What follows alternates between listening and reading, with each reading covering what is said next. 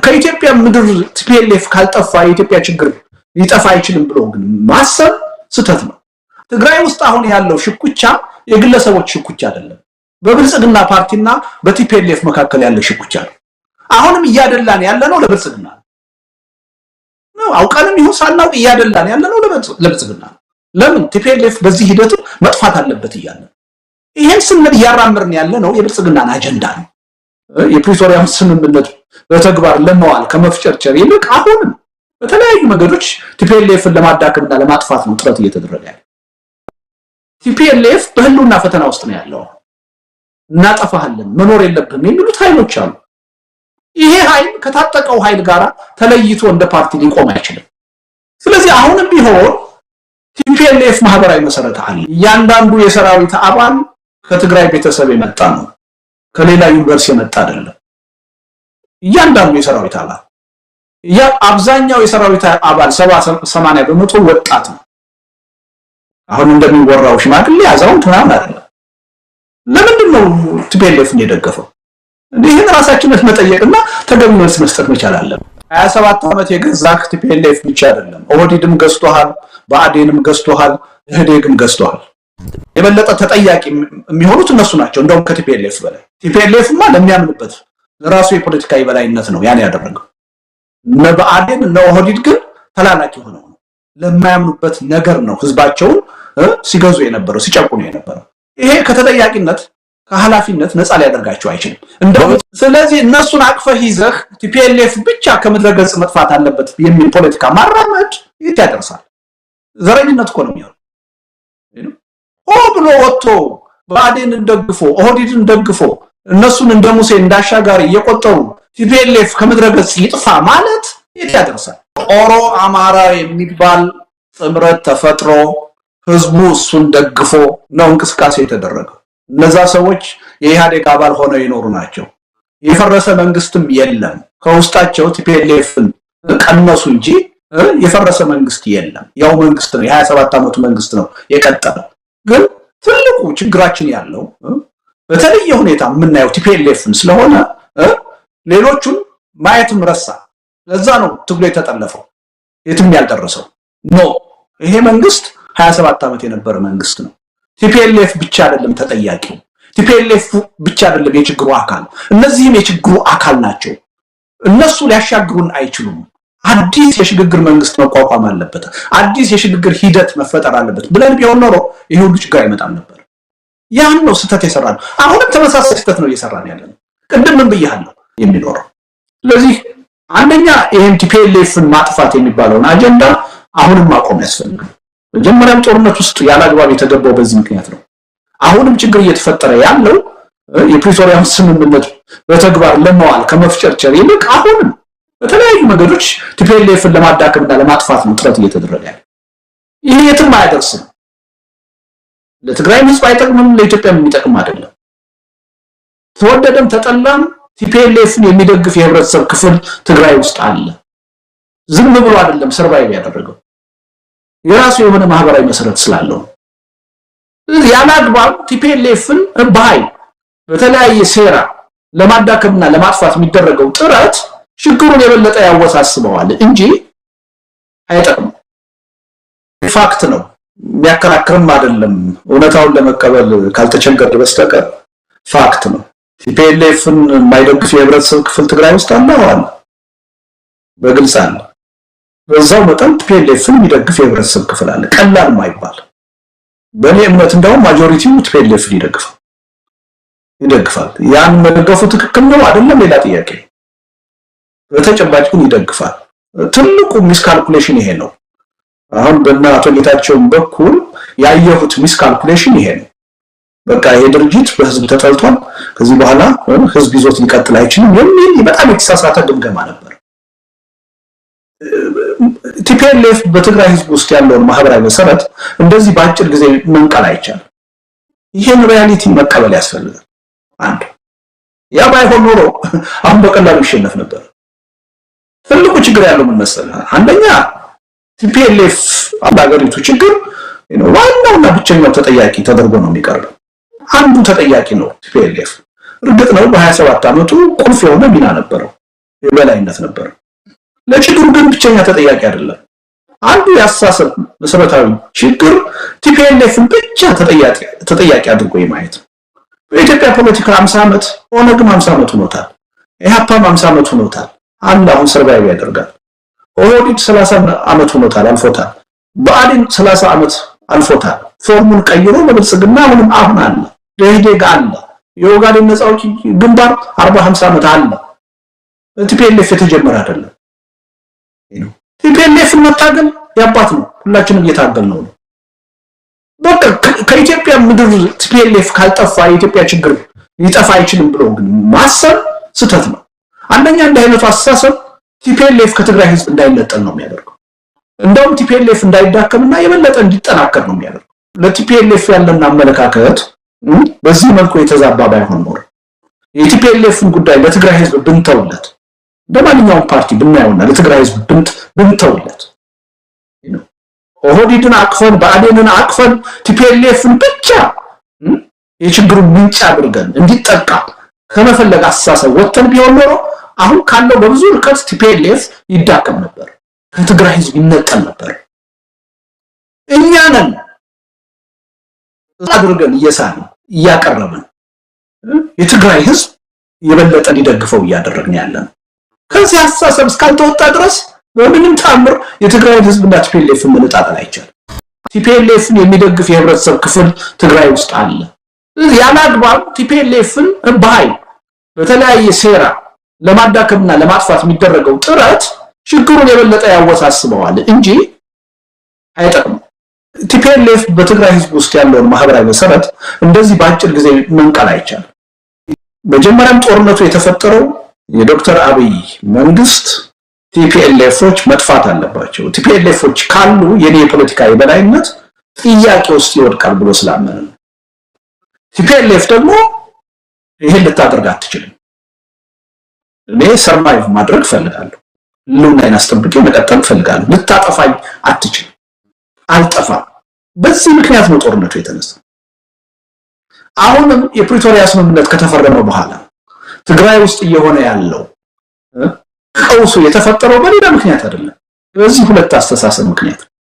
ይሄ ትግል ቲፒኤልኤፍ ህልውናው እንዳይጠፋ የዶክተር አብይ አገዛዝ ወይም የብልጽግና አገዛዝ ደግሞ የበላይነቱን ለማስጠበቅ ያንን ለማስጠበቅ ደግሞ ቲፒኤልኤፍን ለማዳከምና ለማጥፋት ካለው ፍላጎት በመነጨ የተፈጠረ ችግር። የነዚህ ሁለት ኃይሎች የነዚህ ሁለት ቅራኔዎች መገለጫ አሳንሶ የጥቂት ግለሰቦች የስልጣን ሽኩቻ እንደሆነ አድርጎ ማየት ነው ትልቁ ስህተት። ግብግብ መጀመሪያ ጦርነቱ የተነሳበት ምክንያት ያለቀቀ ግብግብ ነው። በእነዛ ሁለት ኃይሎች እየተደረገ ያለ ግብግብ ነው። ስለዚህ ይሄን ወስዶ የደብረጽዮንና የጌታቸው የጥቂት ግለሰቦች የአንጃ መፈጠር ጉዳይ አድርጎ ማየት መጀመሪያ ትልቁ ስህተት ነው።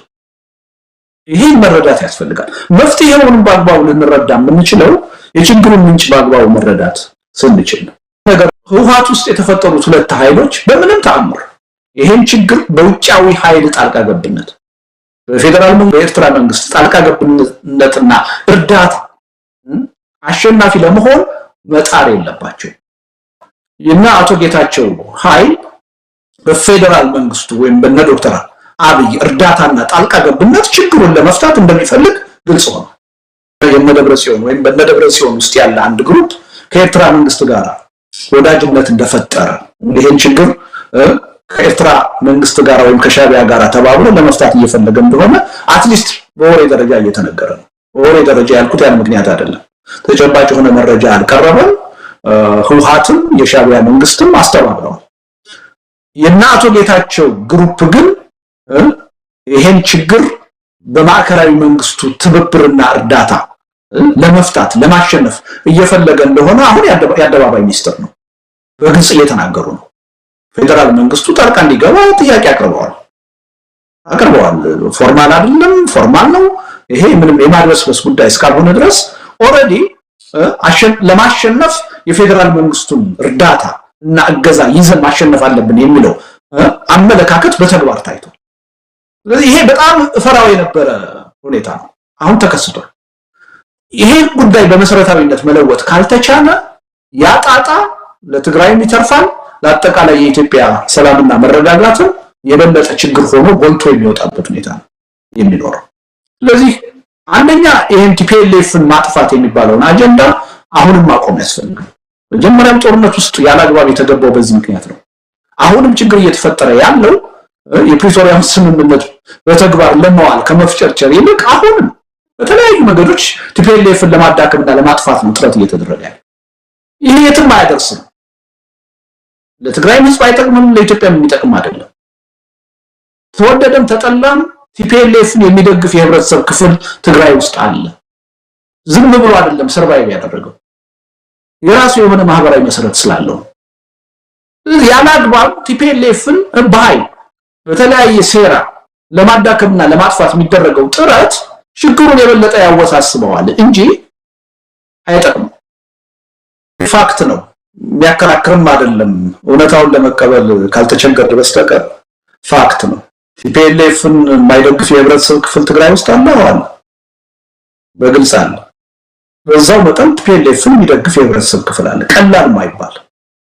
በእኔ እምነት እንደውም ማጆሪቲው ቲፒኤልኤፍን ይደግፋል። ያን መደገፉ ትክክል ነው አይደለም ሌላ ጥያቄ። በተጨባጭ ግን ይደግፋል። ትልቁ ሚስካልኩሌሽን ይሄ ነው። አሁን በእናቶ ጌታቸው በኩል ያየሁት ሚስካልኩሌሽን ይሄ ነው። በቃ ይሄ ድርጅት በህዝብ ተጠልቷል፣ ከዚህ በኋላ ህዝብ ይዞት ሊቀጥል አይችልም የሚል በጣም የተሳሳተ ግምገማ ነበር። ቲፒኤልኤፍ በትግራይ ህዝብ ውስጥ ያለውን ማህበራዊ መሰረት እንደዚህ በአጭር ጊዜ መንቀል አይቻልም። ይሄን ሪያሊቲ መቀበል ያስፈልጋል። አንድ ያ ባይሆን ኖሮ አሁን በቀላሉ ይሸነፍ ነበር። ትልቁ ችግር ያለው ምን መሰለህ? አንደኛ ቲፒኤልኤፍ በአገሪቱ ችግር ዋናውና ብቸኛው ተጠያቂ ተደርጎ ነው የሚቀርበው። አንዱ ተጠያቂ ነው ቲፒኤልኤፍ። እርግጥ ነው በ27 ዓመቱ ቁልፍ የሆነ ሚና ነበረው፣ የበላይነት ነበረው። ለችግሩ ግን ብቸኛ ተጠያቂ አይደለም። አንዱ ያሳሰብ መሰረታዊ ችግር ቲፒኤልኤፍን ብቻ ተጠያቂ አድርጎ የማየት ነው። በኢትዮጵያ ፖለቲካ 50 ዓመት ኦነግም 50 ዓመት ሆኖታል፣ ኢህአፓም 50 ዓመት ሆኖታል። አሁን ሰርቫይቭ ያደርጋል። ኦህዴድ 30 ዓመት ሆኖታል፣ አልፎታል። ብአዴን 30 ዓመት አልፎታል። ፎርሙን ቀይሮ ለብልጽግና አሁን አለ። ደኢህዴግ አለ።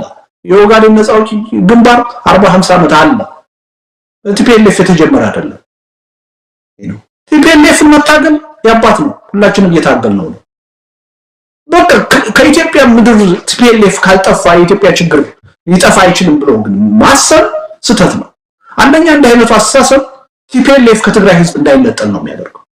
እንደውም ቲፒኤልኤፍ እንዳይዳከምና የበለጠ እንዲጠናከር ነው የሚያደርገው። ለቲፒኤልኤፍ ያለን አመለካከት በዚህ መልኩ የተዛባ ባይሆን ኖሮ የቲፒኤልኤፍን ጉዳይ ለትግራይ ህዝብ ብንተውለት፣ እንደማንኛውም ፓርቲ ብናየውና ለትግራይ ህዝብ ብንተውለት፣ ኦህዴድን አቅፈን ብአዴንን አቅፈን ቲፒኤልኤፍን ብቻ የችግሩን ምንጭ አድርገን እንዲጠቃ ከመፈለግ አስተሳሰብ ወጥተን ቢሆን ኖሮ አሁን ካለው በብዙ ርቀት ቲፒኤልኤፍ ይዳከም ነበር፣ ከትግራይ ህዝብ ይነጠል ነበር።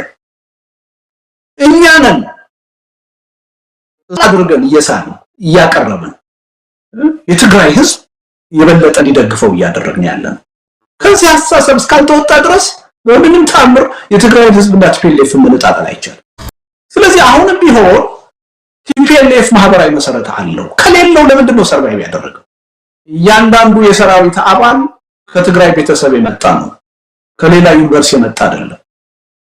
እያንዳንዱ የሰራዊት አባል አብዛኛው የሰራዊት አባል 70-80% ወጣት ነው።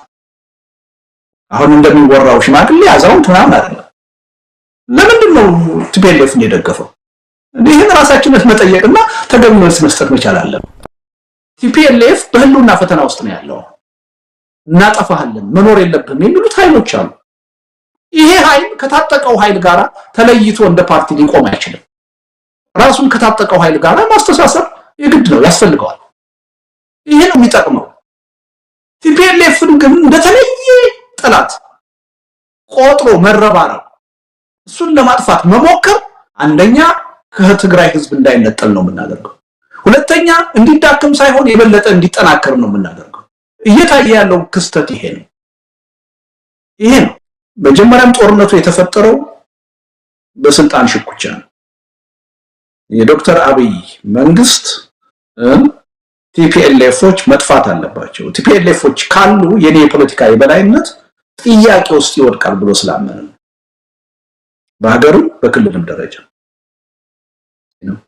ቲፒኤልኤፍ ደግሞ ይሄን ልታደርግ አትችልም። እኔ ሰርቫይቭ ማድረግ ፈልጋለሁ፣ ሉናይን አስጠብቄ መቀጠል ፈልጋለሁ። ልታጠፋኝ አትችልም፣ አልጠፋም። በዚህ ምክንያት ነው ጦርነቱ የተነሳው። አሁንም የፕሪቶሪያ ስምምነት ከተፈረመ በኋላ ትግራይ ውስጥ እየሆነ ያለው ቀውሱ የተፈጠረው በሌላ ምክንያት አይደለም፣ በዚህ ሁለት አስተሳሰብ ምክንያት። ይሄ ትግል ቲፒኤልኤፍ ህልውናው እንዳይጠፋ የዶክተር አብይ አገዛዝ ወይም የብልጽግና አገዛዝ ደግሞ የበላይነቱን ለማስጠበቅ ያንን ለማስጠበቅ ደግሞ ቲፒኤልኤፍን ለማዳከምና ለማጥፋት ካለው ፍላጎት በመነጨ የተፈጠረ ችግር። የነዚህ ሁለት ኃይሎች የነዚህ ሁለት ቅራኔዎች መገለጫ ነው። ይሄን አሳንሶ የጥቂት ግለሰቦች የስልጣን ሽኩቻ እንደሆነ አድርጎ ማየት ነው ትልቁ ስህተት። ይሄ ግብግብ መጀመሪያ ጦርነቱ የተነሳበት ምክንያት ያለቀቀ ግብግብ ነው። በነዛ ሁለት ኃይሎች እየተደረገ ያለ ግብግብ ነው። ስለዚህ ይሄን ወስዶ የደብረጽዮንና የጌታቸው የጥቂት ግለሰቦች የአንጃ መፈጠር ጉዳይ አድርጎ ማየት መጀመሪያ ትልቁ ስህተት ነው። ይሄን መረዳት ያስፈልጋል። መፍትሄውንም በአግባቡ ልንረዳ የምንችለው የችግሩን ምንጭ በአግባቡ መረዳት ስንችል ነው።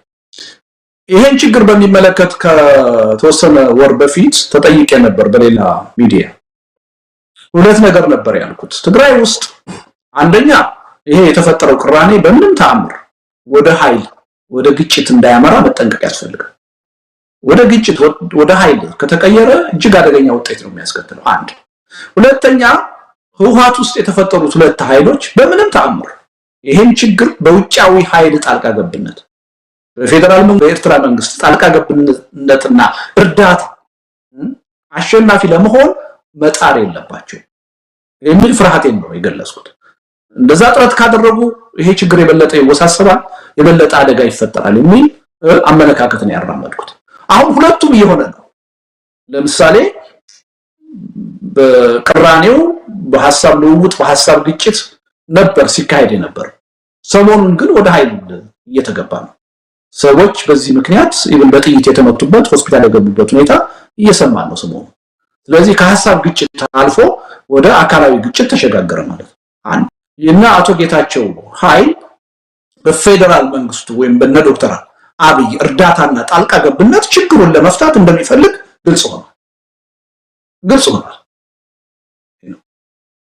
በእናቶ ጌታቸው በኩል ደግሞ የነደብረጽዮን ወይም በነደብረጽዮን ውስጥ ያለ አንድ ግሩፕ ከኤርትራ መንግስት ጋር ወዳጅነት እንደፈጠረ ይሄን ችግር ከኤርትራ መንግስት ጋር ወይም ከሻቢያ ጋር ተባብሮ ለመፍታት እየፈለገ እንደሆነ አትሊስት በወሬ ደረጃ እየተነገረ ነው። በወሬ ደረጃ ያልኩት ያን ምክንያት አይደለም፣ ተጨባጭ የሆነ መረጃ አልቀረበም። ህወሓትም የሻቢያ መንግስትም አስተባብረዋል። የናቶ ጌታቸው ግሩፕ ግን ይሄን ችግር በማዕከላዊ መንግስቱ ትብብርና እርዳታ ለመፍታት ለማሸነፍ እየፈለገ እንደሆነ አሁን የአደባባይ ሚስጥር ነው። በግልጽ እየተናገሩ ነው። ፌደራል መንግስቱ ጣልቃ እንዲገባ ጥያቄ አቅርበዋል። ፎርማል አይደለም፣ ፎርማል ነው። ይሄ ምንም የማድበስበስ ጉዳይ እስካልሆነ ድረስ ኦሬዲ ለማሸነፍ የፌደራል መንግስቱን እርዳታ እና እገዛ ይዘን ማሸነፍ አለብን የሚለው አመለካከት በተግባር ታይቷል። ስለዚህ ይሄ በጣም ፈራው የነበረ ሁኔታ ነው፣ አሁን ተከስቷል። ይሄ ጉዳይ በመሰረታዊነት መለወጥ ካልተቻለ ያጣጣ ለትግራይም ይተርፋል፣ ለአጠቃላይ የኢትዮጵያ ሰላምና መረጋጋትን የበለጠ ችግር ሆኖ ጎልቶ የሚወጣበት ሁኔታ ነው የሚኖረው። ስለዚህ አንደኛ ይሄን ቲፒኤልኤፍን ማጥፋት የሚባለውን አጀንዳ አሁንም ማቆም ያስፈልጋል። መጀመሪያም ጦርነት ውስጥ ያላግባብ የተገባው በዚህ ምክንያት ነው። አሁንም ችግር እየተፈጠረ ያለው የፕሪቶሪያውን ስምምነት በተግባር ለማዋል ከመፍጨርጨር ይልቅ አሁንም በተለያዩ መንገዶች ቲፒኤልኤፍን ለማዳከምና ለማጥፋት ነው ጥረት እየተደረገ ያለው። ይሄ የትም አያደርስም። ለትግራይ ህዝብ አይጠቅምም፣ ለኢትዮጵያም የሚጠቅም አይደለም። ተወደደም ተጠላም ቲፒኤልኤፍን የሚደግፍ የህብረተሰብ ክፍል ትግራይ ውስጥ አለ። ዝም ብሎ አይደለም ሰርቫይቭ ያደረገው፣ የራሱ የሆነ ማህበራዊ መሰረት ስላለው። ያላግባብ ቲፒኤልኤፍን በኃይል በተለያየ ሴራ ለማዳከምና ለማጥፋት የሚደረገው ጥረት ችግሩን የበለጠ ያወሳስበዋል እንጂ አይጠቅምም ነው። የሚያከራክርም አይደለም። እውነታውን ለመቀበል ካልተቸገረ በስተቀር ፋክት ነው። ቲፒኤልኤፍን የማይደግፍ የህብረተሰብ ክፍል ትግራይ ውስጥ አለ በግልጽ አለ። በዛው መጠን ቲፒኤልኤፍን የሚደግፍ የህብረተሰብ ክፍል አለ፣ ቀላል ማይባል። በእኔ እምነት እንደውም ማጆሪቲው ቲፒኤልኤፍን ይደግፋል። ያን መደገፉ ትክክል ነው አይደለም ሌላ ጥያቄ። በተጨባጭ ግን ይደግፋል። ትልቁ ሚስካልኩሌሽን ይሄ ነው። አሁን በእናቶ ጌታቸው በኩል ያየሁት ሚስካልኩሌሽን ይሄ ነው። በቃ ይሄ ድርጅት በህዝብ ተጠልቷል፣ ከዚህ በኋላ ህዝብ ይዞት ሊቀጥል አይችልም የሚል በጣም የተሳሳተ ግምገማ ነበር። ቲፒኤልኤፍ በትግራይ ህዝብ ውስጥ ያለውን ማህበራዊ መሰረት እንደዚህ በአጭር ጊዜ መንቀል አይቻልም። ይሄን ሪያሊቲ መቀበል ያስፈልጋል። አንድ ያ ባይሆን ኖሮ አሁን በቀላሉ ይሸነፍ ነበር። ትልቁ ችግር ያለው ምን መሰለህ? አንደኛ ቲፒኤልኤፍ ወሪቱ ችግር ዋናውና ብቸኛው ተጠያቂ ተደርጎ ነው የሚቀርበው። አንዱ ተጠያቂ ነው ቲፒኤልኤፍ። እርግጥ ነው በ27 ዓመቱ ቁልፍ የሆነ ሚና ነበረው፣ የበላይነት ነበረው። ለችግሩ ግን ብቸኛ ተጠያቂ አይደለም። አንዱ ያሳሰብ መሰረታዊ ችግር ቲፒኤልኤፍን ብቻ ተጠያቂ አድርጎ የማየት ነው። በኢትዮጵያ ፖለቲካ 50 ዓመት ኦነግም 50 ዓመት ሆኖታል፣ ኢህአፓም 50 ዓመት ሆኖታል። አሁን ሰርቫይቭ ያደርጋል። ኦህዴድ 30 ዓመት ሆኖታል፣ አልፎታል። ብአዴን 30 ዓመት አልፎታል። ፎርሙን ቀይሮ በብልጽግና አሁን አለ። ደህዴግ አለ። የኦጋዴን ነፃ አውጪ ግንባር 40-50 ዓመት አለ። ቲፒኤልኤፍ የተጀመረ አይደለም። ቲፒኤልኤፍን መታገል ያባት ነው። ሁላችንም እየታገል ነው። በቃ ከኢትዮጵያ ምድር ቲፒኤልኤፍ ካልጠፋ የኢትዮጵያ ችግር ሊጠፋ አይችልም ብሎ ግን ማሰብ ስህተት ነው። አንደኛ እንደ አይነቱ አስተሳሰብ ቲፒኤልኤፍ ከትግራይ ህዝብ እንዳይነጠል ነው የሚያደርገው። እንደውም ቲፒኤልኤፍ እንዳይዳከምና የበለጠ እንዲጠናከር ነው የሚያደርገው። እውነቱን ነገር ለቲፒኤልኤፍ ያለና አመለካከት በዚህ መልኩ የተዛባ ባይሆን ኖሮ የቲፒኤልኤፍን ጉዳይ ለትግራይ ህዝብ ብንተውለት፣ እንደማንኛውም ፓርቲ ብናየውና ለትግራይ ህዝብ ብንተውለት ኦህዴድን አቅፈን ብአዴንን አቅፈን ቲፒኤልኤፍን ብቻ የችግሩን ምንጭ አድርገን እንዲጠቃ ከመፈለግ አስተሳሰብ ወጥተን ቢሆን ኖሮ አሁን ካለው በብዙ ርቀት ቲፒኤልኤፍ ይዳከም ነበር፣ ከትግራይ ህዝብ ይነጠል ነበር። እኛ ነን አድርገን እያቀረብን የትግራይ ህዝብ የበለጠ ሊደግፈው እያደረግን ያለን። ከዚህ አስተሳሰብ እስካልተወጣ ድረስ በምንም ታምር የትግራይ ህዝብና ቲፒኤልኤፍ መነጣጠል አይቻልም። እየቀነሰ መጥቷል የሚለውን እስማማለሁ፣ ምንም ጥርጥር የለውም። ትግራይ ውስጥ ቲፒኤልኤፍን የሚቃወም ሰላማዊ ሰልፍ እኮ አይተናናቅም። አሁን ቅርብ ጊዜ የተጀመረ ነው። ስለዚህ የተወሰነ የህብረተሰብ ክፍል እየተቃወመው እንደሆነ ከቲፒኤልኤፍ ራሱን እየነጠለ እንደሆነ ምንም ግልጽ እኮ ነው፣ ጥርጥር የለውም። ዲያስፖራም ላይ እንደዛ። ይሄ ማለት ግን በቃ ቲፒኤልኤፍ ማህበር ነው የለም ማለት አይደለም። በኔ ግምገማ አሁንም ጥናት ቢደረግ ቅርብ ጊዜ እኮ ምርጫ ተካሂዷል እኮ ከ4 ዓመት በፊት ቲፒኤልኤፍ አሸንፏል። ተጽዕኖ የሚፈጥር በተጽዕኖ ህብረተሰቡን እየገዛ የነበረ ድርጅት ነው። አዎ በምርጫ አሸንፏል። የህዝብ ድጋፍ አግኝቷል። በጦርነቱም ወቅት ህዝብ ደግፎት ነው ከጎኑ የቆመው ምራን ብሎ። አሁን ምን አዲስ ነገር ተፈጠረና ነው በአንድ ጊዜ ያ ማህበራዊ መሰረት የሚናደው ቲፒኤልኤፍን ቻሌንጅ የሚያደርግ ለትግራይ ህዝብ አማራጭ ሆኖ የሚቀር? አሁን ግን እየታገሉ ያሉት ሁሉ አሁን አንተ የምትላቸው ቲፒኤልኤፍን ይጠላሉ የምትላቸው ሁሉ የውሸት ነው። በቲፒኤልኤፍ ችግሩ ተፈቶ እነሱ የሚፈልጉት አመራር እንዲመራው ነው እንጂ የሚፈልጉት ቲፒኤልኤፍ ይጥፋ የሚል አሰማ። ስለዚህ አሁንም ቢሆን ቲፒኤልኤፍ ማህበራዊ መሰረት አለው። ከሌለው ለምንድን ነው ሰርቫይቭ ያደረገው? እያንዳንዱ የሰራዊት አባል ከትግራይ ቤተሰብ የመጣ ነው፣ ከሌላ ዩኒቨርሲቲ የመጣ አይደለም። እያንዳንዱ የሰራዊት አባል አብዛኛው የሰራዊት አባል 70-80% ወጣት ነው። አሁን እንደሚወራው ሽማግሌ አዛውንት ምናምን አይደለም። ለምንድን ነው ቲፒኤልኤፍን የደገፈው? ይሄን ራሳችንን መጠየቅና ተገቢ መልስ መስጠት መቻል አለብን። እያልን ያለነው ግን ቲፒኤልኤፍ የራሱ ማህበራዊ መሰረት አለው። ይሄ መሀል አገር ያለነው ሰዎች እንደምናወራው አይደለም፣ በተጨባጭ አለው። እና አቶ ጌታቸውም የሰሩት የሂሳብ ስህተት እዚህ ላይ ነው። ሰራዊቱንና ህወሓትንም እንደተለያዩ ሁለት ኤንቲቲዎች መቁጠርም ስህተት ነው። አሁን ባለው የትግራይ ተጨባጭ ሁኔታ ሰራዊቱና ፓርቲው ሊለያይ አይችልም። በህግ የተለያየ መሆን አለበት። አዎ አምናለሁ እኔ። በተግባር ግን ሊሆን አይችልም። ወደፊትም በቀላሉ ሊሆን አይችልም። እውነቱን ነገር በተጨባጭ ማየት አለብን። ለምን ቅድም ያልኩ የህልውና ችግር አለ። ቲፒኤልኤፍ በህልውና ፈተና ውስጥ ነው ያለው። እናጠፋለን መኖር የለብንም የሚሉት ኃይሎች አሉ። ይሄ ኃይል ከታጠቀው ኃይል ጋር ተለይቶ እንደ ፓርቲ ሊቆም አይችልም። ራሱን ከታጠቀው ኃይል ጋር ማስተሳሰር የግድ ነው ያስፈልገዋል። ይሄን እውነታ መረዳት አለብን። ስለዚህ ሁልጊዜ ጥረታችን መሆን ያለበት የቲፒኤልኤፍን ጉዳይ ለትግራይ ህዝብ እንተውለት። የትግራይ ህዝብ የሚደግፈውን የፈለገውን ይምረጥ ራሱ። ቲፒኤልኤፍን ይከተል። ከቲፒኤልኤፍ ውጪ ደግሞ ሌላ ፓርቲ ፈልጋለሁ የሚለው ኃይል ጠንካራ የሆነ የፖለቲካ ኃይል ይፈጠርለት። የትግራይ ኤሊት እዚህ ላይ ነው ማተኮር ያለባቸው። በቲፒኤልኤፍ ውስጥ የሚፈጠርን አንጃ መደገፍ፣ መቃወም፣ መደገፍ ሳይሆን ለትግራይ ህዝብ ተጨባጭ ሆነ ከቲፒኤልኤፍ አማራጭ ሆኖ መቅረብ የሚችል አዲስ ፓርቲ ያቋቁሙለት። ያ ነው የሚጠቅመው። ቲፒኤልኤፍን ግን እንደተለየ ጠላት ቆጥሮ መረባረብ፣ እሱን ለማጥፋት መሞከር አንደኛ ከትግራይ ህዝብ እንዳይነጠል ነው የምናደርገው። ሁለተኛ እንዲዳከም ሳይሆን የበለጠ እንዲጠናከር ነው የምናደርገው። እየታየ ያለው ክስተት ይሄ ነው። ስለዚህ እኔ ሪያሊቲውን በደንብ ብንረዳው ጥሩ ነው። ዶክተር አብይ እርምጃ ሊወስዱባቸው ይገባል እንጂ ከነ ዶክተር ደብረጽዮን ጋር መነጋገር የለባቸውም ሲሉ ሰምቼ ነበር። ይሄ ጸረ ሰላምነት ነው። ሰላምን አያመጣም። አስፈላጊ ነው። በዚህ አምናለሁ ማለት ነው። እና አሁን ለመነጋገር የሚደረገው ጥረት የሚደገፍ ነው። ቅድምም ብያለሁ፣ ቲፒኤልኤፍን ለማጥፋት ለማስወገድ አይደለም ጥረት መደረግ ያለበት። ከቲፒኤልኤፍም ጋር ቢሆን ተነጋግሮ ችግሩን በውይይት በድርድር ለመፍታት ነው መሞከር ያለበት። ለማጥፋት ከሞከርክ ቲፒኤልኤፍን ላለማጥፋት የሚችለውን ነገር ሁሉ ያደርጋል። ያን ሲያደርግ ደግሞ የራሱ የሆነ ማህበራዊ መሰረት አለው፣ የሚደግፈው ህዝብ አለ። የትግራይ ህዝብ የኢትዮጵያ ህዝብ ነው ብለን የምናምን ከሆነ የህወሓትን የሚደግፈውን የትግራይ ህዝብ መብት ማክበር አለበት። እኛ አይደለንም የምንወስንለት። አሁን አንተ በሙሉ ልብነት ነው ቲፒኤልኤፍ መጥፋት አለበት ብለህ የምትናገር። ትግራይ ነው እያስተዳደረ ያለው አሁን ቲፒኤልኤፍ፣ ኢትዮጵያን አይደለም እያስተዳደረ ያለው።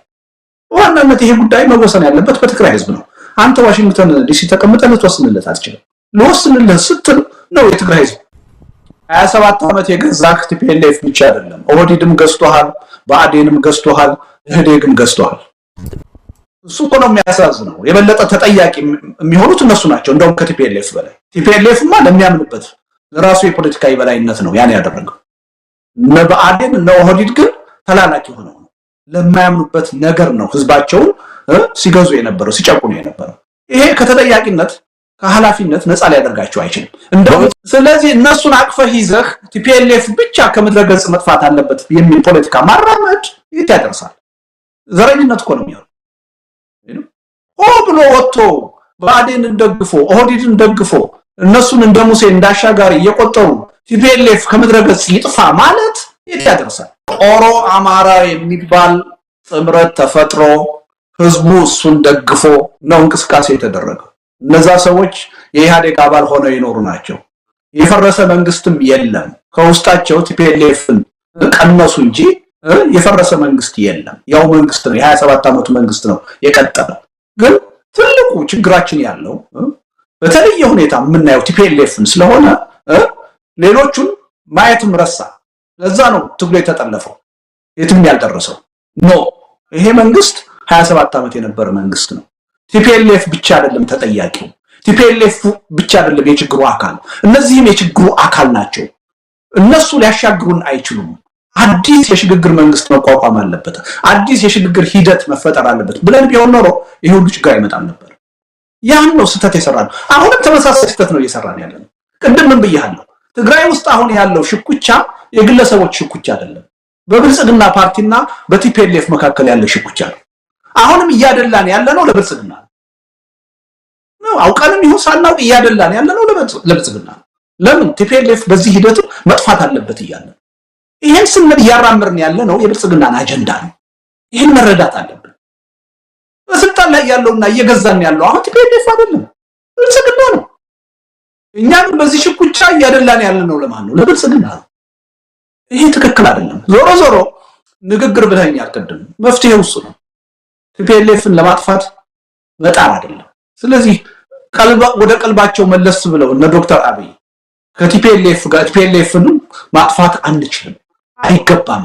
ስለዚህ ከሱም ጋር ቢሆን ተነጋግረን ችግራችን መፍታት አለብን ብለው ካመኑ ሰይ ከልባቸው ያምናሉ ወይ የራሴ ጥርጣሬ አለ ቅድም ነግሬሃለሁ ቲፒኤልኤፍ ካልጠፋ በስተቀር የፖለቲካ ስልጣናችን አይረጋም ብለው የሚያስቡ ሰዎች ናቸው እንቅልፍ የማይተኙ ሰዎች ናቸው ስለዚህ ለጊዜውም ቢሆን ሰላም ለመፍጠር ይሄ ነገር ያስፈልገናል ብለው ካመኑ ሰየው ነው ብለው መነጋገራቸውን እደግፋለሁ በዚህ መንገድ ነው ትንሽም ቢሆን የለውጥ ተስፋ መምጣት የሚችለው የሰላም ተስፋ መምጣት የሚችለው አጠፋለሁ እናጠፋቸዋለን በሚል የትም ፈቀቅ ማለት አይቻልም የኢትዮጵያ ፖለቲካም የትም አይደርስም ትግሉ ሁሉ ጊዜ ሆሪዞንታል እንዲሆን የጎንዮሽ እንዲሆን አገዛዙ ለመከፋፈል የሚጠቀምበት መሳሪያ መሬት ላይ እንዲሰራ ያደረግን ያለ ነው እኛ ነው በተለየ ሁኔታ አሁንም መንግስት ያልሆኑ ኃይሎችን ቀዳሚ ጠላት አድርገን በማየት እንዲወገዱ እንዲጠፉ በመጣር አገዛዙ በቀጥታ የሚሆን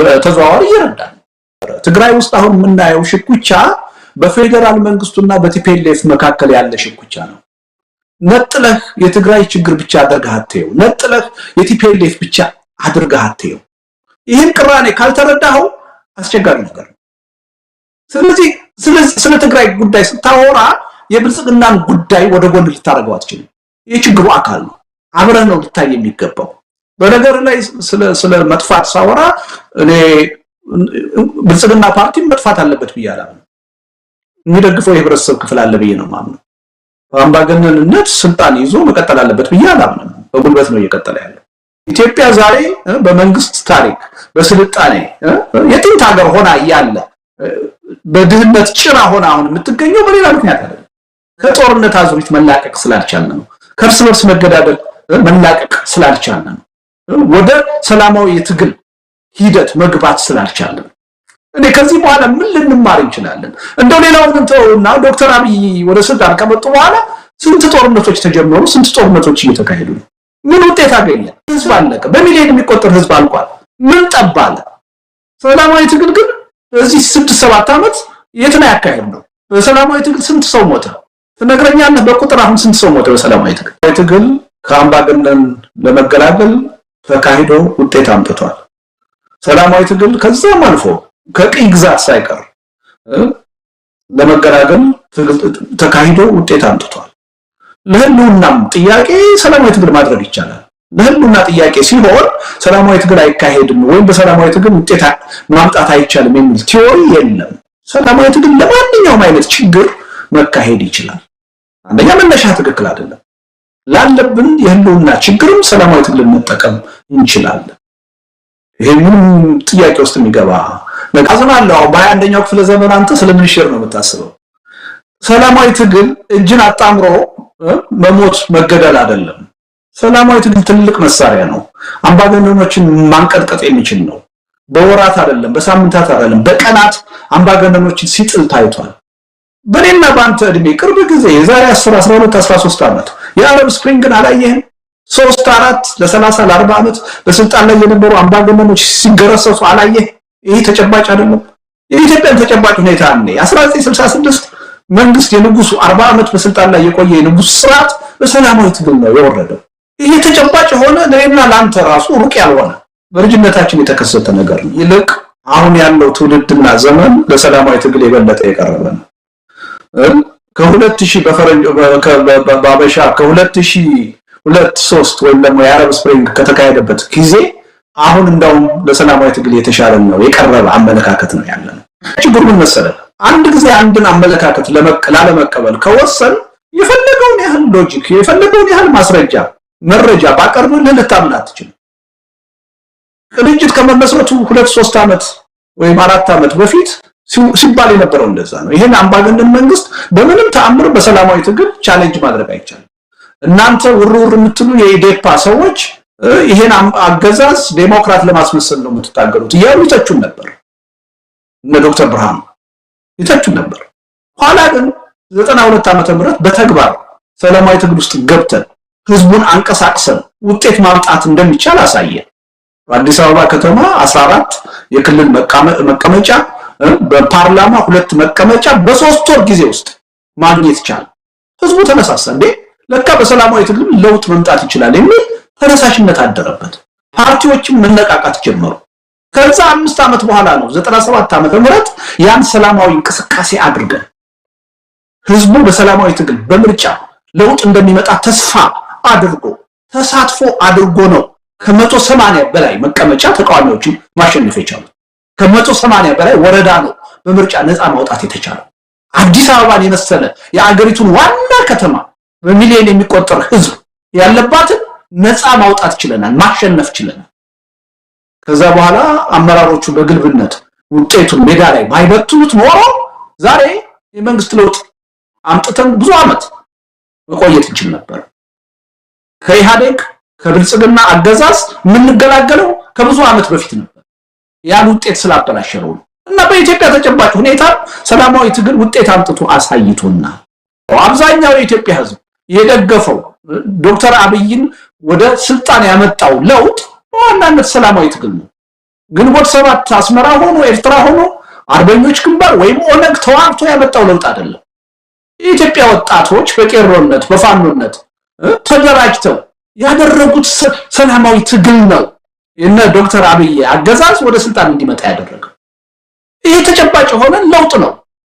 በጠመንጃ እስካሁን አንድ ወረዳም ነፃ ያወጣ አላየንም በዛን ጊዜ። አሁን እያልኩ ያለሁት እንደዚህ አይነት አምባገነን መንግስት ባለበት ሀገር የሰዎችን መብት ለማፈን የሚያስር የሚገል መንግስት ባለበት ሀገር ሰዎች ወደ ትጥቅ ትግል አይሄዱም እያልኩ አይደለም። እንደሚሄዱ በተግባር እየታየ ነው። ለዛ ተጠያቂው መንግስት ነው። አፋኝ መንግስት ባለበት ሀገር ሰዎች ምንጊዜም ጠመንጃ ማንሳታቸው አይቀርም። ያን ሂደት እኔ ላስቆመው አልችልም፣ ላስቀረው አልችልም። የትኛውንም ያህል ብጠላው ባላምንበት መካሄዱ አይቀርም። ይሄን ሪያሊቲ የፈጠረው መንግስት ነው። ነገር ግን በተመሳሳይ ሁኔታ ደግሞ ሰላማዊ ትግል መካሄድ ይችላል። በነገር ላይ ከራሳችሁ ጋር ተጣልታችሁ ነው እንጂ አንተ ራስህ እንኳን ሰላማዊ ትግል ነው እያካሄድ ያለው። ብዕር ይዘህ ማይክሮፎን ይዘህ ነው እየሰራ ያለው። ጠመንጃ ይዘህ ወደፊትም ልንገርህ ይሄ አመለካከት እስካልተቀየረ ድረስ በሰላማዊ ትግል ለውጥ እናመጣለን የሚል አስተሳሰብ አሸናፊ ሆኖ የኢትዮጵያ ህዝብ ይሄን አመለካከት መተግበር እስካልቻለ ድረስ ችግራችን የሚፈታው በጠመንጃ ነው በመገዳደል ነው የሚለው አመለካከት እስከቀጠለ ድረስ ቢልሚ ወደፊትም በአምባገነን እንመራለን ብቻ ሳይሆን የወደፊት ዕጣ ፈንታችን የሚሆነው መፈራረስ ነው። እንደ አገር ህልውናችን ጥያቄ ውስጥ ነው የሚገባው። ስቴትለስ የሆነ ሁኔታ ውስጥ ነው የሚገባው። ስለዚህ ከዓለም መማር ካልቻል ከራሳችን ውጤት መማር ካልቻል በመገዳደል ነው የምንጠቀመው ብለን የምንቀጥል ከሆነ የትም አንደርስም። ለዚህ ነው እኔ ሁልጊዜ ወጥቼ ኢትዮጵያ ከመዳን ይልቅ የመፍረስ እድሏ ነው የሚበዛው የምለው። ይሄ አንተ የምታራምደው አመለካከት ምን ያህል የገነገነ በአጭር ጊዜም ሊቀየር የማይችል እንደሆነ ስለምረዳ ነው። 10 ወር ነው ፋኖ እንቅስቃሴ ያደረገው በሰላማዊ ትግል አልከኝ። 10 ወር ሰማት 10 ወር አይበቃም። ለምን 10 ዓመት አይሆንም? ይሄ በትጥቅ ትግል 2 ዓመት ሆነ አይደል እንዴ? በ10 ወር ውስጥ ስንት ሰው ሞተ? 5-6 ሰው። አሁን 2 ዓመት ትጥቅ ትግል ተካሂዶ አማራ ክልል ውስጥ በብዙ መቶ ሺዎች የሚሆኑ አልቀዋል። ምን ውጤት መጣ? ውልቃ የሚለው ያ ሰላማዊ እንቅስቃሴ በብዙ የአማራ ክልል ከተሞች መሬት አንቀጥቅጥ የሆነ እንቅስቃሴ ቀጥሎ ቢሆን ኖሮ ዛሬ ከፍተኛ ለውጥ ይመጣ ነበር። ትልቁ ስህተት የተሰራው ዛሬ ተስፋ ቆርጠን ወደ ጠመንጃው በመሄዳችን እሱን ጥርሳችንን ነክሰን ይዘነው ቀጥለን ቢሆን ኖሮ ዛሬ የኢትዮጵያ ሁኔታ የአማራ ክልል ሁኔታ በከፍተኛ ደረጃ ይቀየር ነበር። መንግስት ምንም ማድረግ የማይችልበት ደረጃ ደርሶ ነበር። አብዛኞቹ ከተሞች ከመንግስት ጋር ተፋተው መንግስትን ቻሌንጅ ማድረግ ችሎ ነበር። ይሄን ሲያውቅ ነው የብልጽግና መንግስት የትግራዩን ጦርነት አምጥቶ ይሄ የህዝብ እንቅስቃሴ ውሃ እንዲቸለስበት ያደረገው። ያ እንቅስቃሴ ቀጥሎ ቢሆን ምንም ጥርጥር የለኝም ዛሬ ከፍተኛ ለውጥ ይመጣ ነበር። ሌላውን ተወውና ከኦርቶዶክስ ቤተክርስቲያን ጋር በተያያዘ በተፈጠረው ችግር የአዲስ አበባ ህዝብ እኮ አሳየ ሰላማዊ ትግል ምን ያህል መንግስትን ሊያንቀጠቅጥ እንደሚችል። ያ ትግል ቀጥሎ ቢሆን ኖሮ መንግስት በስልጣን ላይ አሁን አይኖርም። ውሃ ባይቸለስበት ኖሮ በ2-3 ቀን እንቅስቃሴ ነው የአዲስ አበባ ህዝብ ወጥቶ አምባገነኑን መንግስት ማብረክረክ የጀመረው። ሸብረክ እንዲል ሐሳቡን እንዲቀየር ያደረገው በእብሪት ነበረ ጠቅላይ ሚኒስትሩ ይናገሩ የነበረው። ኋላ ላይ ግን አስታራቂ መስለው ያን ነገር ወደ ማብረር ነው ሄዱት። ነገውን ተረዱ። ከዚህ እንኳን እንዴት አንማርም? ሰላማዊ ትግል ሀያል የትግል ስልት ነው። ትልቅ ጉልበት ነው። ቢልሚ አሁን ገዢው አስተሳሰብ የኔ አይደለም ያንተ አስተሳሰብ ነው። ይህ አስተሳሰብ በኢትዮጵያ ገዢ ሆኖ እስከቀጠለ ድረስ እንኳንስ ካምባገነን መገላገል አገራዊ ህልውናችንም አይቀጥልም፣ እንፈርሳለን። መጀመሪያም ጦርነቱ የተፈጠረው በስልጣን ሽኩቻ ነው። የዶክተር አብይ መንግስት ቲፒኤልኤፎች መጥፋት አለባቸው። ቲፒኤልኤፎች ካሉ የኔ የፖለቲካ የበላይነት ጥያቄ ውስጥ ይወድቃል ብሎ ስላመነ ነው። በሀገርም በክልልም ደረጃ ቲፒኤልኤፍ ደግሞ ይሄን ልታደርግ አትችልም። እኔ ሰርቫይቭ ማድረግ ፈልጋለሁ፣ ህልውናዬን አስጠብቄ መቀጠል ፈልጋለሁ። ልታጠፋኝ አትችልም። አልጠፋም። በዚህ ምክንያት ነው ጦርነቱ የተነሳው። አሁንም የፕሪቶሪያ ስምምነት ከተፈረመ በኋላ ትግራይ ውስጥ እየሆነ ያለው ቀውሱ የተፈጠረው በሌላ ምክንያት አይደለም፣ በዚህ ሁለት አስተሳሰብ ምክንያት። ይሄ ትግል ቲፒኤልኤፍ ህልውናው እንዳይጠፋ የዶክተር አብይ አገዛዝ ወይም የብልጽግና አገዛዝ ደግሞ የበላይነቱን ለማስጠበቅ ያንን ለማስጠበቅ ደግሞ ቲፒኤልኤፍን ለማዳከምና ለማጥፋት ካለው ፍላጎት በመነጨ የተፈጠረ ችግር። የነዚህ ሁለት ኃይሎች የነዚህ ሁለት ቅራኔዎች መገለጫ አሳንሶ የጥቂት ግለሰቦች የስልጣን ሽኩቻ እንደሆነ አድርጎ ማየት ነው ትልቁ ስህተት። ይሄ ግብግብ መጀመሪያ ጦርነቱ የተነሳበት ምክንያት ያለቀቀ ግብግብ ነው። በእነዛ ሁለት ኃይሎች እየተደረገ ያለ ግብግብ ነው። ስለዚህ ይሄን ወስዶ የደብረጽዮንና የጌታቸው የጥቂት ግለሰቦች የአንጃ መፈጠር ጉዳይ አድርጎ ማየት መጀመሪያ ትልቁ ስህተት ነው። ይሄን መረዳት ያስፈልጋል። መፍትሄውን በአግባቡ ልንረዳ የምንችለው የችግሩን ምንጭ በአግባቡ መረዳት ስንችል ነገር ነበር ያልኩት። ትግራይ ውስጥ አንደኛ ይሄ የተፈጠረው ቅራኔ በምንም ተአምር ወደ ኃይል ወደ ግጭት እንዳያመራ መጠንቀቅ ያስፈልጋል። ወደ ግጭት ወደ ኃይል ከተቀየረ እጅግ አደገኛ ውጤት ነው የሚያስከትለው። አንድ ሁለተኛ ህወሓት ውስጥ የተፈጠሩት ሁለት ኃይሎች በምንም ተአምር ይሄን ችግር በውጫዊ ኃይል ጣልቃ ገብነት በፌደራል መንግስት በኤርትራ መንግስት ጣልቃ ገብነትና እርዳታ አሸናፊ ለመሆን መጣር የለባቸው የሚል ፍርሃቴን ነው የገለጽኩት። እንደዛ ጥረት ካደረጉ ይሄ ችግር የበለጠ ይወሳሰባል፣ የበለጠ አደጋ ይፈጠራል የሚል አመለካከትን ያራመድኩት። አሁን ሁለቱም እየሆነ ነው። ለምሳሌ በቅራኔው በሐሳብ ልውውጥ በሐሳብ ግጭት ነበር ሲካሄድ የነበር። ሰሞኑን ግን ወደ ኃይል እየተገባ ነው። ሰዎች በዚህ ምክንያት በጥይት የተመቱበት ሆስፒታል የገቡበት ሁኔታ እየሰማን ነው ሰሞኑን። ስለዚህ ከሐሳብ ግጭት አልፎ ወደ አካላዊ ግጭት ተሸጋገረ ማለት ነው። አንድ ሁለተኛ የና አቶ ጌታቸው ኃይል በፌደራል መንግስቱ ወይም በነ ዶክተር አብይ እርዳታና ጣልቃ ገብነት ችግሩን ለመፍታት እንደሚፈልግ ግልጽ ሆኗል። በእናቶ ጌታቸው በኩል ደግሞ የነደብረጽዮን ወይም በነደብረጽዮን ውስጥ ያለ አንድ ግሩፕ ከኤርትራ መንግስት ጋር ወዳጅነት እንደፈጠረ ይሄን ችግር ከኤርትራ መንግስት ጋር ወይም ከሻቢያ ጋር ተባብሮ ለመፍታት እየፈለገ እንደሆነ አትሊስት በወሬ ደረጃ እየተነገረ ነው። በወሬ ደረጃ ያልኩት ያን ምክንያት አይደለም፣ ተጨባጭ የሆነ መረጃ አልቀረበም። ህወሓትም የሻቢያ መንግስትም አስተባብረዋል። የናቶ ጌታቸው ግሩፕ ግን ይሄን ችግር በማዕከላዊ መንግስቱ ትብብርና እርዳታ ለመፍታት ለማሸነፍ እየፈለገ እንደሆነ አሁን ያደባባይ ሚስጥር ነው። በግልጽ እየተናገሩ ነው። ፌደራል መንግስቱ ጣልቃ እንዲገባ ጥያቄ አቅርበዋል። ፎርማል አይደለም፣ ፎርማል ነው። ይሄ ምንም የማድበስበስ ጉዳይ እስካልሆነ ድረስ ኦሬዲ ለማሸነፍ የፌደራል መንግስቱን እርዳታ እና እገዛ ይዘን ማሸነፍ አለብን የሚለው አመለካከት በተግባር ታይቷል። ስለዚህ ይሄ በጣም ፈራው የነበረ ሁኔታ ነው፣ አሁን ተከስቷል። ይሄ ጉዳይ በመሰረታዊነት መለወጥ ካልተቻለ ያጣጣ ለትግራይም ይተርፋል፣ ለአጠቃላይ የኢትዮጵያ ሰላምና መረጋጋትን የበለጠ ችግር ሆኖ ጎልቶ የሚወጣበት ሁኔታ ነው የሚኖረው። ስለዚህ አንደኛ ይሄን ቲፒኤልኤፍን ማጥፋት የሚባለውን አጀንዳ አሁንም ማቆም ያስፈልጋል። መጀመሪያም ጦርነት ውስጥ ያላግባብ የተገባው በዚህ ምክንያት ነው። አሁንም ችግር እየተፈጠረ ያለው የፕሪቶሪያን ስምምነት በተግባር ለማዋል ከመፍጨርጨር ይልቅ አሁንም በተለያዩ መንገዶች ቲፒኤልኤፍን ለማዳከምና ለማጥፋት ነው ጥረት እየተደረገ ያለው። ይሄ የትም አያደርስም። ለትግራይ ህዝብ አይጠቅምም፣ ለኢትዮጵያ የሚጠቅም አይደለም። ተወደደም ተጠላም ቲፒኤልኤፍን የሚደግፍ የህብረተሰብ ክፍል ትግራይ ውስጥ አለ። ዝም ብሎ አይደለም ሰርቫይቭ ያደረገው የራሱ የሆነ ማህበራዊ መሰረት ስላለው ያላግባብ ቲፒኤልኤፍን በኃይል በተለያየ ሴራ ለማዳከምና ለማጥፋት የሚደረገው ጥረት ችግሩን የበለጠ ያወሳስበዋል እንጂ አይጠቅም። ፋክት ነው የሚያከራክርም አይደለም። እውነታውን ለመቀበል ካልተቸገረ በስተቀር ፋክት ነው። ቲፒኤልኤፍን የማይደግፍ የህብረተሰብ ክፍል ትግራይ ውስጥ አለ በግልጽ አለ።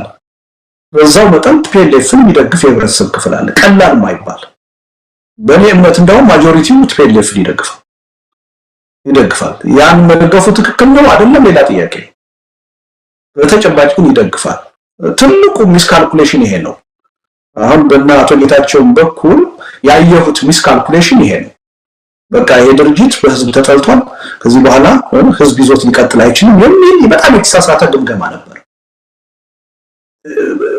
ቲፒኤልኤፍ በትግራይ ህዝብ ውስጥ ያለውን ማህበራዊ መሰረት እንደዚህ በአጭር ጊዜ መንቀል አይቻልም።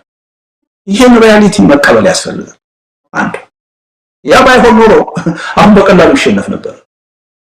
ትልቁ ችግር ያለው ምን መሰለህ? አንደኛ ቲፒኤልኤፍ አባገሪቱ ችግር ዋናውና ብቸኛው ተጠያቂ ተደርጎ ነው የሚቀርበው። አንዱ ተጠያቂ ነው ቲፒኤልኤፍ።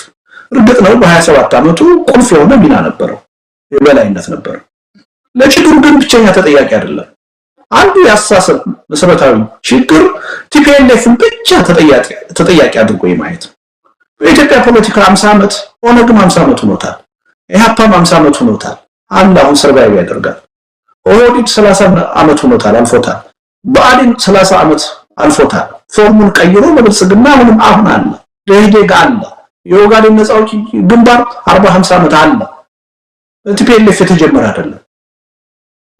ቲፒኤልኤፍን መታገል ያባት ነው። ሁላችንም እየታገል ነው። በቃ ከኢትዮጵያ ምድር ቲፒኤልኤፍ ካልጠፋ የኢትዮጵያ ችግር ሊጠፋ አይችልም ብሎ ግን ማሰብ ስተት ነው። አንደኛ እንደ አይነቱ አስተሳሰብ ቲፒኤልኤፍ ከትግራይ ህዝብ እንዳይነጠል ነው የሚያደርገው። እንደውም ቲፒኤልኤፍ እንዳይዳከምና የበለጠ እንዲጠናከር ነው የሚያደርገው። ለቲፒኤልኤፍ ያለን አመለካከት በዚህ መልኩ የተዛባ ባይሆን ኖሮ የቲፒኤልኤፍን ጉዳይ ለትግራይ ህዝብ ብንተውለት፣ እንደማንኛውም ፓርቲ ብናየውና ለትግራይ ህዝብ ብንተውለት፣ ኦህዴድን አቅፈን ብአዴንን አቅፈን ቲፒኤልኤፍን ብቻ የችግሩን ምንጭ አድርገን እንዲጠቃ ከመፈለግ አስተሳሰብ ወጥተን ቢሆን ኖሮ አሁን ካለው በብዙ ርቀት ቲፒኤልኤፍ ይዳከም ነበር፣ ከትግራይ ህዝብ ይነጠል ነበር። እኛንን አድርገን እያቀረብን የትግራይ ህዝብ የበለጠ ሊደግፈው እያደረግን ያለን ከዚህ አስተሳሰብ እስካልተወጣ ድረስ በምንም ተአምር የትግራይ ህዝብና ቲፒኤልኤፍ መነጣጠል አይቻልም። ስለዚህ አሁንም ቢሆን ቲፒኤልኤፍ ማህበራዊ መሰረት አለው። ከሌለው ለምንድን ነው ሰርቫይቭ ያደረገው? እያንዳንዱ የሰራዊት አባል ከትግራይ ቤተሰብ የመጣ ነው፣ ከሌላ ዩኒቨርሲቲ የመጣ አይደለም። እያንዳንዱ የሰራዊት አባል አብዛኛው የሰራዊት አባል 70-80% ወጣት ነው። አሁን እንደሚወራው ሽማግሌ አዛውንት ምናምን አይደለም። ለምንድን ነው ቲፒኤልኤፍን የደገፈው? ይህን ራሳችንን መጠየቅና ተገቢ መልስ መስጠት መቻል አለብን። ቲፒኤልኤፍ በህልውና ፈተና ውስጥ ነው ያለው። እናጠፋለን፣ መኖር የለብንም የሚሉት ኃይሎች አሉ። ይሄ ኃይል ከታጠቀው ኃይል ጋር ተለይቶ እንደ ፓርቲ ሊቆም አይችልም። ራሱን ከታጠቀው ኃይል ጋር ማስተሳሰር የግድ ነው፣ ያስፈልገዋል። ይሄ ነው የሚጠቅመው። ቲፒኤልኤፍን ግን እንደተለየ ጠላት ቆጥሮ መረባረብ፣ እሱን ለማጥፋት መሞከር አንደኛ ከትግራይ ህዝብ እንዳይነጠል ነው የምናደርገው። ሁለተኛ እንዲዳከም ሳይሆን የበለጠ እንዲጠናከር ነው የምናደርገው። እየታየ ያለው ክስተት ይሄ ነው። መጀመሪያም ጦርነቱ የተፈጠረው በስልጣን ሽኩቻ ነው። የዶክተር አብይ መንግስት ቲፒኤልኤፎች መጥፋት አለባቸው፣ ቲፒኤልኤፎች ካሉ የኔ የፖለቲካ የበላይነት ጥያቄ ውስጥ ይወድቃል ብሎ ስላመነ ነው። በሀገርም በክልልም ደረጃ ቲፒኤልኤፍ ደግሞ ይሄን ልታደርግ አትችልም። እኔ ሰርቫይቭ ማድረግ ፈልጋለሁ፣ ህልውናዬን አስጠብቄ መቀጠል ፈልጋለሁ። ልታጠፋኝ አትችልም፣ አልጠፋም። በዚህ ምክንያት ነው ጦርነቱ የተነሳው። አሁንም የፕሪቶሪያ ስምምነት ከተፈረመ በኋላ ትግራይ ውስጥ እየሆነ ያለው ቀውሱ የተፈጠረው በሌላ ምክንያት አይደለም፣ በዚህ ሁለት አስተሳሰብ ምክንያት ይሄ ትግል ቲፒኤልኤፍ ህልውናው እንዳይጠፋ የዶክተር አብይ አገዛዝ ወይም የብልጽግና አገዛዝ ደግሞ የበላይነቱን ለማስጠበቅ ያንን ለማስጠበቅ ደግሞ ቲፒኤልኤፍን ለማዳከምና ለማጥፋት ካለው ፍላጎት በመነጨ የተፈጠረ ችግር የነዚህ ሁለት ኃይሎች የነዚህ ሁለት ቅራኔዎች መገለጫ ነው። ይሄን አሳንሶ የጥቂት ግለሰቦች የስልጣን ሽኩቻ እንደሆነ አድርጎ ማየት ነው ትልቁ ስህተት። ይሄ ግብግብ መጀመሪያ ጦርነቱ የተነሳበት ምክንያት ያለቀቀ ግብግብ ነው። በእነዛ ሁለት ኃይሎች እየተደረገ ያለ ግብግብ ነው። ለዚህ ይሄን ወስዶ የደብረጽዮንና የጌታቸው የጥቂት ግለሰቦች የአንጃ መፈጠር ጉዳይ አድርጎ ማየት መጀመሪያ ትልቁ ስህተት ነው። ይሄን መረዳት ያስፈልጋል። መፍትሄውን በአግባቡ ልንረዳ የምንችለው የችግሩን ምንጭ በአግባቡ መረዳት ስንችል ነው። ይሄን ችግር በሚመለከት ከተወሰነ ወር በፊት ተጠይቄ ነበር በሌላ ሚዲያ። ሁለት ነገር ነበር ያልኩት። ትግራይ ውስጥ አንደኛ ይሄ የተፈጠረው ቅራኔ በምንም ተአምር ወደ ኃይል ወደ ግጭት እንዳያመራ መጠንቀቅ ያስፈልጋል። ወደ ግጭት ወደ ኃይል ከተቀየረ እጅግ አደገኛ ውጤት ነው የሚያስከትለው። አንድ ሁለተኛ ህወሓት ውስጥ የተፈጠሩት ሁለት ኃይሎች በምንም ተአምር ይሄን ችግር በውጫዊ ኃይል ጣልቃ ገብነት በፌደራል መንግስት በኤርትራ መንግስት ጣልቃ ገብነትና እርዳታ አሸናፊ ለመሆን መጣር የለባቸው የሚል ፍርሃቴን ነው የገለጽኩት። እንደዛ ጥረት ካደረጉ ይሄ ችግር የበለጠ ይወሳሰባል፣ የበለጠ አደጋ ይፈጠራል የሚል አመለካከት ነው ያራመድኩት። አሁን ሁለቱም እየሆነ ነው። ለምሳሌ በቅራኔው በሐሳብ ልውውጥ በሐሳብ ግጭት ነበር ሲካሄድ የነበር። ሰሞኑን ግን ወደ ኃይል እየተገባ ነው። ሰዎች በዚህ ምክንያት ኢቭን በጥይት የተመቱበት ሆስፒታል የገቡበት ሁኔታ እየሰማን ነው ሰሞኑን። ስለዚህ ከሐሳብ ግጭት አልፎ ወደ አካላዊ ግጭት ተሸጋገረ ማለት ነው። አንድ እና አቶ ጌታቸው ኃይል በፌደራል መንግስቱ ወይም በነ ዶክተር አብይ እርዳታና ጣልቃ ገብነት ችግሩን ለመፍታት እንደሚፈልግ ግልጽ ሆኗል። በእናቶ ጌታቸው በኩል ደግሞ የነደብረጽዮን ወይም በነደብረጽዮን ውስጥ ያለ አንድ ግሩፕ ከኤርትራ መንግስት ጋር ወዳጅነት እንደፈጠረ ይሄን ችግር ከኤርትራ መንግስት ጋር ወይም ከሻቢያ ጋር ተባብሮ ለመፍታት እየፈለገ እንደሆነ አትሊስት በወሬ ደረጃ እየተነገረ ነው። በወሬ ደረጃ ያልኩት ያን ምክንያት አይደለም። ተጨባጭ የሆነ መረጃ አልቀረበም። ህወሓትም የሻቢያ መንግስትም አስተባብረዋል። የናቶ ጌታቸው ግሩፕ ግን ይሄን ችግር በማዕከላዊ መንግስቱ ትብብርና እርዳታ ለመፍታት ለማሸነፍ እየፈለገ እንደሆነ አሁን ያደባ